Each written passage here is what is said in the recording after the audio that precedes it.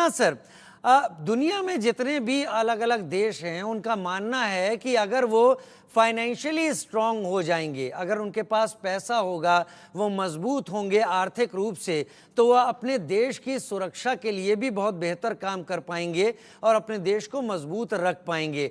लेकिन पाकिस्तान एक अलग ऐसा मुल्क यहाँ पर दिखाई पड़ता है जो ये कहता है कि पहले पहले उसकी डिफेंस मजबूत हो, उसके बाद वो बाकी चीज़ें देख लेगा। और शायद इसी का नतीजा है कि सबसे ज़्यादा बजट का हिस्सा वो आर्मी को दे देता है और सारा पैसा कहाँ जाता है हम सभी समझते हैं। क्या यही बड़ी मजबूरी, बड़ी परेशानी पाकिस्तान की है कि वहां पर ये हालत हो गए?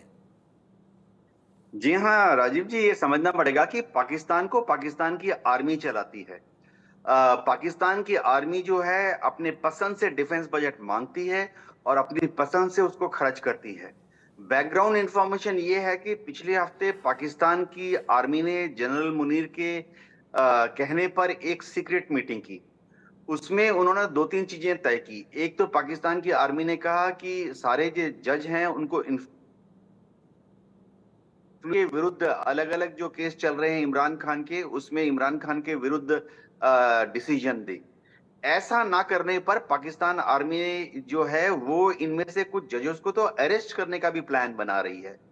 पाकिस्तान की आर्मी ने प्लान किया है कि अगर पीटीआई के कार्यकर्ता सड़क पे आते हैं तो उन्हें भी अरेस्ट कर ली जाएगी। पाकिस्तान की आर्मी के पास स्पेशल पावर्स हैं। और तो और अगर पाकिस्तान की सरकार इतना बड़ा डिफेंस बजट पाकिस्तान की आर्मी को ना दे और पाकिस्तान में अगर अंदरूनी हालत खराब हो जाए तो क्या स्टैंडर्ड ऑपरेशन एसओपी होगी जिसके तहत पाकिस्तान की आर्मी इमरजेंसी डिक्लेयर कर देगी। अगर आज वर्ल्ड बैंक और एडीबी का पैसा ना आए तो पाकिस्तान की आर्मी ये एंटिसिपेट कर रही है कि वहां हालत इतने गड़बड़ा जाएंगे कि वहां मार्शल लॉ लगाने की जरूरत पड़ जाएगी, जिसके तहत सबसे पहले वो सुप्रीम कोर्ट के जो जजेस हैं उनको अरेस्ट करेंगे। इसकी पूरी एसओपी बन चुकी है कि जजेस को अरेस्ट करने के बाद कहां कहां पर नजरबंद रखा जाएगा। और जो पाकिस्तान सरकार के जो बड़े बड़े डिप्लोमेट्स हैं उनको बोला जाएगा कि आप आर्मी की बात सुनकर एडमिनिस्ट्रेशन को चलाइए। जो जो पाकिस्तान के जो स्टेट मशीनरी है अगर वो पाकिस्तान आर्मी की बात सुनकर काम नहीं करती है तो उन्हें भी अरेस्ट कर कर दूर दराज के क्षेत्रों में अलग अलग गेस्ट हाउस में अरेस्ट किया जाएगा। तो पाकिस्तान की हालत बहुत ही बुरी है। जी राजीव जी। पाकिस्तान की हालत बहुत बुरी है।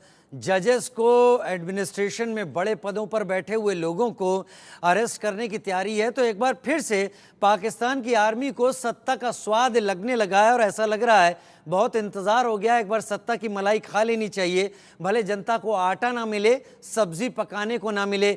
संजीव जी, पाकिस्तान का बहुत सीधा सवाल, सबसे बड़ा डर क्या है आज के दिनों में? किस डर के तले वो दबा हुआ है? देखिए, उनका सबसे बड़ा डर यही रहता है कि उनकी जो सत्ता है, उनका जो कंट्रोल है, वो कहीं छूट ना जाए। और अपने इसी मैं यहाँ पे आर्मी और आईएसआई का जो कंट्रोल है, जो वहाँ के वास्तविक शासक हैं, उनकी मैं चर्चा कर रहा हूँ। और वो जाहिर है कि अपनी पाकिस्तान पर की सत्ता पर अपना कंट्रोल बनाए रखने के लिए वो किसी भी हद तक जा सकते हैं। वो भारत का जो विरोध का जो एजेंडा है, भारत के खिलाफ आतंक की साजिशें हैं, वो तो रचते ही हैं ताकि वहां की जनता का ध्यान वहां के मूल मुद्दों से भटका दिया जाए। इलेक्शंस की जो रिगिंग है, वो भी इसी वजह से कराई जाती है ताकि जो है अपनी पसंद की वो सरकार बना सके, बना के रख सके। पाकिस्तान के जो शासक हैं उनका जो डर है, जब कभी बहुत बढ़ जाता है, उनको ऐसा लगने लगता है कि उनकी सत्ता अब जाने वाली है, कोई उनसे उनकी सत्ता छीन सकता है, तो वो सारे नियम कानूनों को किनारे करते हुए मार्शल लॉ लागू करके सीधा सीधा जो है वहां पर सारे संस्थानों पर कब्जा कर लेते हैं और वर्दी पहन करके सामने आ जाते हैं। और पाकिस्तान के पूरे इतिहास में आप देखिए तो आधे समय तक वहां के सैनिकों ने प्रत्यक्ष रूप से शासन किया और फिर आधे समय तक जो अभी वर्तमान में है कि अप्रत्यक्ष रूप से पर्दे के पीछे से शासन कर रहे हैं। लेकिन उनकी जो सबसे बड़ी मंशा ये होती है कि वो सत्ता, उनका जो ऐशो आराम है, ऐशगाहें जो बना रखी हैं, वो बनी रहे और कोई उनसे छीन न ले उनका उनका जो ये इस्टेब्लिशमेंट है, वो सबसे बड़ा उनका डर रहता है। दूसरा, मैं ये अवश्य कहूंगा कि पाकिस्तान के जो सैनिक शासक हैं, वहाँ के पॉलिटिशियंस हैं, उनको इंडिया को लेकर के, भारत को लेकर के एक फोबिया जैसी स्थिति उनके अंदर रहती है, क्योंकि भारत ने 4 युद्धों में पराजित किया है और आने वाले कोई भी युद्ध होंगे, पाकिस्तान की और भी बुरी गति भारत करेगा, इसमें कोई दो राय नहीं है। कोई अगर युद्ध पाकिस्तान और भारत में छिड़ता है तो आप जानते हैं कि पहले के युद्धों का आप इतिहास देखिए तो पाकिस्तान के हुक्मरानों के अंदर इस बात का एक फोबिया, एक डर हमेशा बना रहता है कि भारत जो है को लेकर के वो तरह तरीके की आशंकाएं रखते हैं। लेकिन एक बात बहुत स्पष्ट है कि ये जो पाकिस्तान के हुक्मरान हैं, यदि उन्होंने अपनी मानसिकता जरा भी सकारात्मक रखी होती, जरा भी स्वस्थ हेल्दी अप्रोच रखा होता, तो आज अपनी राष्ट्र की स्थिति को वो बेहतर बना सकते थे। बांग्लादेश, जो कि पाकिस्तान के जुल्मों सितम की वजह से ही, उनके ही टेरिटरी से कट करके एक नया मुल्क बना, एक नया आजाद मुल्क बना, वो बहुत बाद में बना, 1971 के वार के बाद जो ये अस्तित्व में आया। और लेकिन आज बांग्लादेश बहुत अच्छा प्रदर्शन कर रहा है। बांग्लादेश की अपनी समस्याएं कुछ अवश्य हो सकती हैं, लेकिन बांग्लादेश का जो ओवरऑल जो ग्रोथ एंड डेवलपमेंट है वो बहुत ही अच्छा रहा है।